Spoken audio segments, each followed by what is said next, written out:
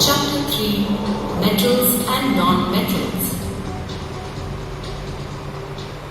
Classification of elements. In our daily life, we come across many objects and substances around us. They are all made from elements. Let us collect some objects or substances from our surroundings and list down the main elements present in them. Copper wire has copper. Silver box has silver. Aluminium can is made of aluminium. Coal powder has carbon. Sulfur powder has sulfur. A pencil with graphite core has graphite.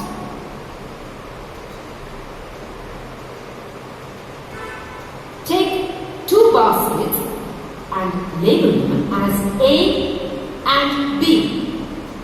Now observe this collection of objects or substances and carefully pick the objects which are hard and have a shining surface. Yes, you have done it right. Copper wire, silver box, and aluminium can are hard and lustrous. That is, they have a shining surface. Graphite core also has a shining surface but is brittle and not hard. So, we will not pick it up. Now, put these objects in the basket A. Observe the remaining objects. Well, sulfur powder and coal powder are soft and do not have a shining surface. Put these objects in the basket B. Here we arrive at the classification of substances. We know that substances are made up of elements. Elements can be broadly classified into two groups depending on their characteristic properties. Metals and non-metals. Generally, metals are hard and lustrous. Now, can you tell which basket has objects made from metals?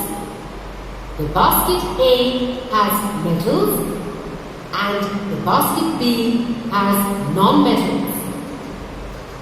Some of the examples of metals are aluminium, copper, iron, lead, tin, zinc, sodium, potassium, magnesium, calcium, mercury, gold, silver and platinum. Carbon, nitrogen, oxygen, chlorine, sulfur, graphite and diamond are examples of non-metals. Apart from metals and non-metals, there is one more class called metalloids. Metalloids are elements which show properties of both metals and non-metals. Examples of metalloids are silicon, germanium and antimony. We can classify metals and non-metals very distinctly on the basis of their physical and chemical properties. Let's do a quick check.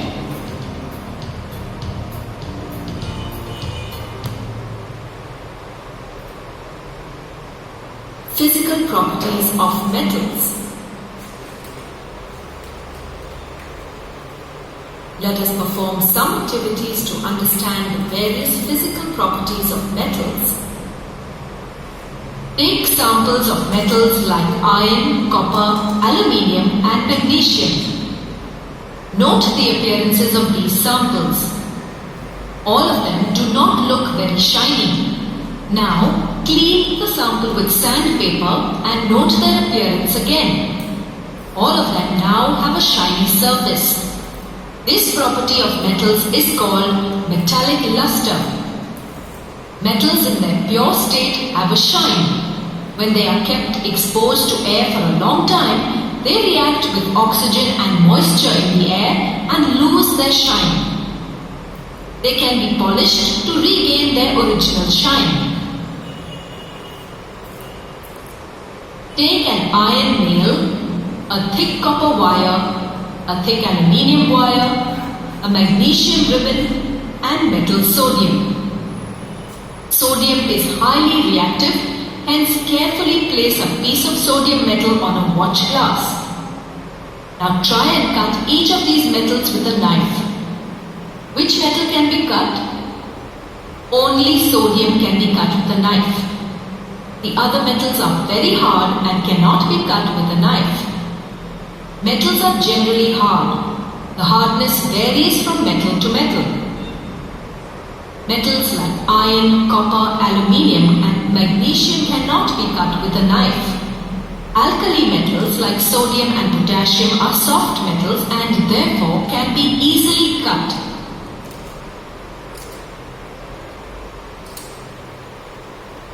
Take three objects like a bottle lid, a coin and a thick aluminium wire. Strike them with a hammer several times. What do you observe? Do any of the objects break or get deformed? Well, the bottle lid is bent. The coin and the aluminium wire have flattened, but none of these objects are broken. This leads us to infer that metals can be flattened to form thin sheets. This property of metals is called malleability. You might have noticed the fine zari border on silk saris. Have you ever wondered what the zari is made up of? Zari is made of fine silver thread or fine silver thread coated with gold. How is it possible to make such intricate designs using zari? This is possible because gold and silver can be drawn or stretched into fine threads. You might have also observed delicate and intricate designs on gold and silver ornaments. Now try this activity. Take a connecting wire and remove its insulation. What do you observe? There are thin copper wires inside it. From these observations, we can say that metals like copper, gold and silver can be drawn into wires. The property by virtue of which metals can be drawn into thin wires is called ductility. Gold, silver and aluminium are highly ductile metals. It has been found that 1 gram of gold can be drawn into a wire which has a length of approximately 2 kilometers.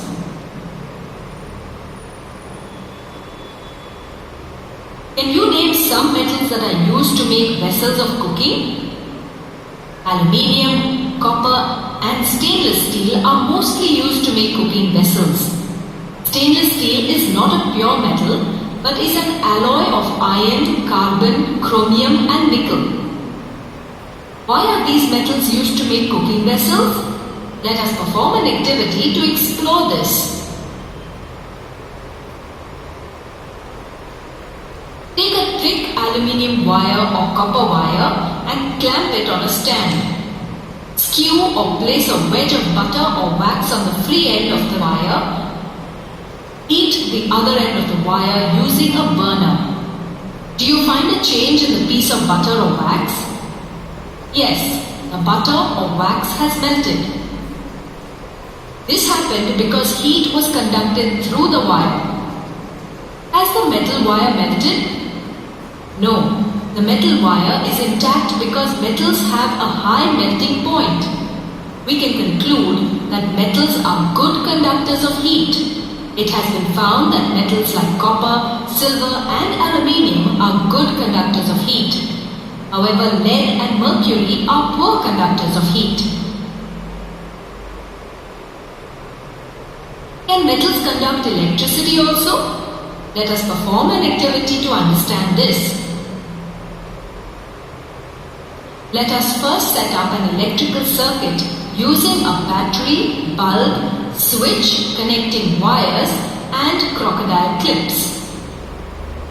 Insert a copper foil between the ends of the crocodile clips. Now switch on the current. What do you observe? The bulb glows. This shows that the copper foil can conduct electricity.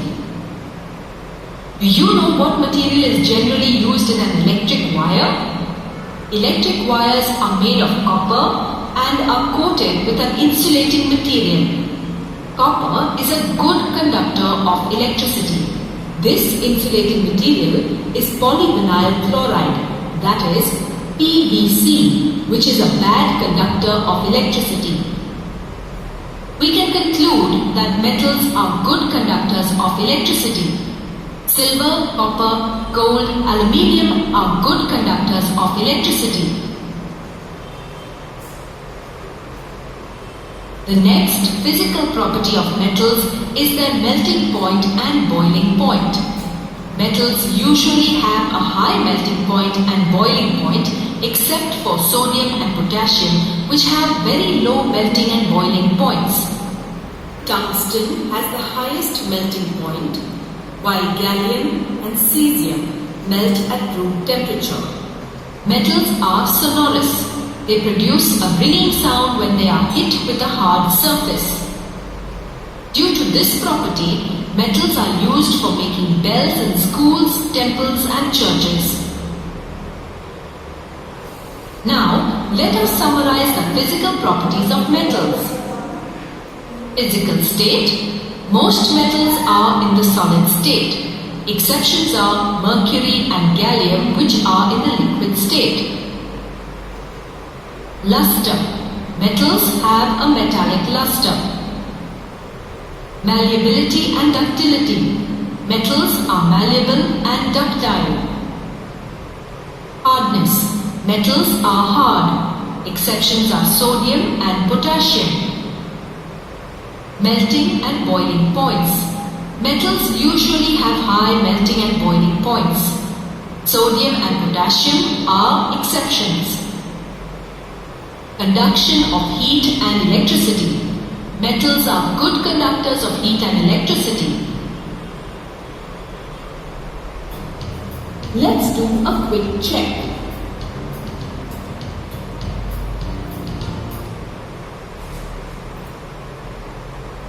Physical properties of non-metals. Let us perform all the activities done earlier on some non-metals to know the difference between the two. Take samples of coal, graphite, sulfur and iodine. First we shall check for luster. Do any of the samples have luster? Coal and sulfur do not have luster. Graphite and iodine have a lustrous appearance. Next property is the malleability, ductility and hardness. Hammer the pieces of coal, graphite, sulfur and iodine. What do you observe?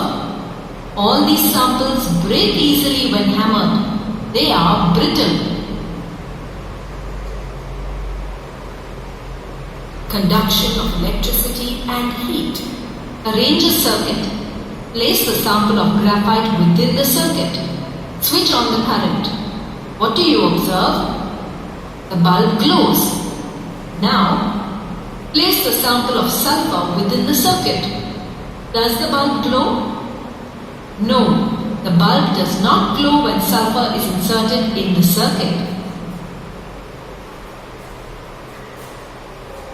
This shows that graphite conducts electricity while sulfur does not.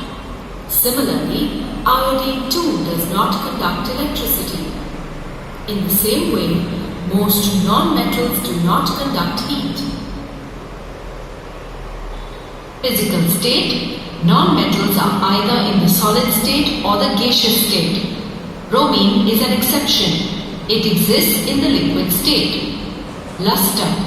Non-metals do not have luster. Graphite and diamond, which are allotropes of carbon, are exceptions. Iodine is also an exception. They all have luster. Malleability and ductility. Non-metals are neither malleable nor ductile. Hardness. Most solid non-metals are soft. Carbon in the form of diamond is an exception. It is extremely hard. Melting and boiling points. Non-metals have very low melting and boiling points. Diamond is an exception. It has a high melting and boiling point. Conduction of heat and electricity. Non-metals do not conduct heat and electricity. Graphite, an allotrope of carbon, is an exception. It can conduct electricity. Let's do a quick check.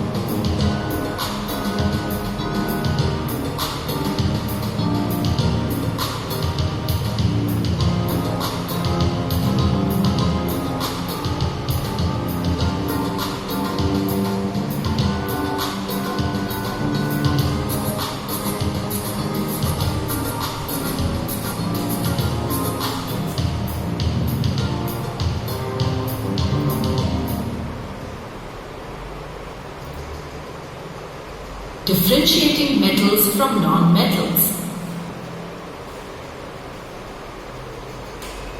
Elements can be classified more clearly into metals and non-metals on the basis of their chemical properties. Let us begin with an activity to differentiate between metals and non-metals based on their chemical properties. Heat a magnesium wire. What do you observe? The magnesium wire burns vigorously in air, producing a bright light and a white powder of magnesium oxide. Dissolve the white powder in water. The white powder formed in the case of magnesium wire is partially soluble in water.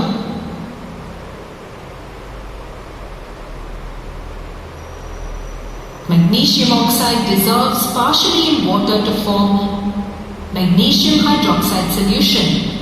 If a blue litmus paper and a red litmus paper is dipped in a solution of magnesium hydroxide, the blue litmus paper does not show any change in color, but the red litmus paper changes from red to blue. This shows that magnesium oxide is basic in nature. Most of the metal oxides are basic in nature. Take some sulfur powder in a deflagrating spoon. Now, place it over a burner and heat it. What do we see? The sulfur is burning. Place the spoon in a gas jar quickly and close it with the lid. Do you notice any change inside the jar? A gas gets collected in the gas jar. This gas is sulfur dioxide. It is formed from the chemical combination of sulfur and oxygen. Now, open the jar containing sulfur dioxide. Remove the spoon from the jar and add 20 to 25 milliliters of water into the jar. The sulfur dioxide gas dissolves in the water and we get a solution of sulfurous acid. Now, place both red and blue litmus papers in the jar containing sulfurous acid solution. The red litmus remains red and the blue litmus changes to red. This shows that the oxide of the non-metal sulfur is acidic. Usually oxides of non-metals are acidic. By dissolving oxides of nonmetals in water, we can form acids. Let's do a quick check.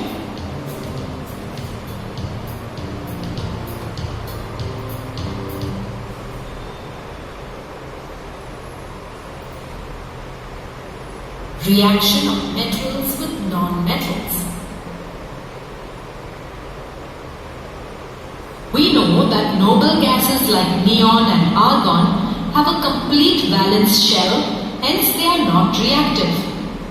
The reactivity of elements depends upon the tendency of an atom to attain a complete valence shell. Let us discuss the electronic configurations of some elements to help us to understand their reactivity and formation of different compounds. Sodium symbol Na, atomic number 11. There are 2 electrons in the K shell, 8 in the L shell and 1 in the M shell. Magnesium Mg, atomic number 12, 2 electrons in the K shell, 8 in the L shell and 2 in the M shell. Aluminium Al, atomic number 13, 2 electrons in the K shell, 8 in the L shell and 3 in the M shell. Potassium K, atomic number 19, 2 electrons in the K shell, 8 in the L shell, 8 in the M shell and 1 in the N shell. Calcium Ca, atomic number 20, 2 electrons in the K shell, 8 in the L shell, 8 in the M shell and 2 in the N shell. Nitrogen symbol N, atomic number 7. There are 2 electrons in the K shell and 5 in the L shell. Oxygen symbol O, atomic number 8, 2 electrons in the K shell and 6 in the L shell. Chlorine F, atomic number 9, 2 electrons in the K shell and 7 in the L shell. Phosphorus P, atomic number 15, 2 electrons and 5 in the M shell. S, 2 electrons, 8 in the L shell, M shell. Cl, A shell. Now only on the 2 elements, sodium and chlorine. Sodium is a silver colored metal. It reacts violently with water to produce hydrogen gas. This hydrogen gas immediately catches fire. Chlorine, which is a non-metal, is a greenish yellow colored poisonous gas. It was used as a chemical weapon in World War I. Both these are dangerous substances, but when they are brought together, how do they form common salt that is so safe to eat? Let us discuss the formation of sodium chloride. Formation of